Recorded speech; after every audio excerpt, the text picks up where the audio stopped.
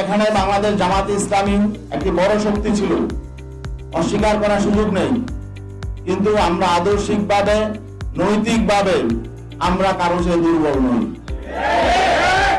আমরা জানি বাংলাদেশ জামাতে ইসলামী তাদের জন্মের পর থেকে একটা মৌলিক স্লোগান ছিল যে আল্লাহর আইন চাই, সৎ লোকের শাসন চাই।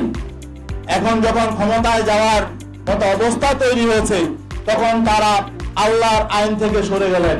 5ই আগস্ট পরবর্তী সারা দেশে আমরা ইসলামপন্থী শক্তি একসাথে করার জন্য যে চেষ্টা সাধনা করেছিলাম, আমরা দেখেছি যে শেষ পর্যায়ে এসে আমাদের যে লক্ষ্য ছিল সেই লক্ষ্য অর্জিত না হওয়ার একটা শঙ্কা তৈরি হয়েছে। সামনে আমাদের পথ চলা হয়তো মসৃণ নাও হতে পারে, কারণ আমরা ক্ষমতার রাজনীতি আমরা সেভাবে করি না। আমাদের মূল লক্ষ্য ইসলাম, ইসলামকে আমরা আগে রাখি।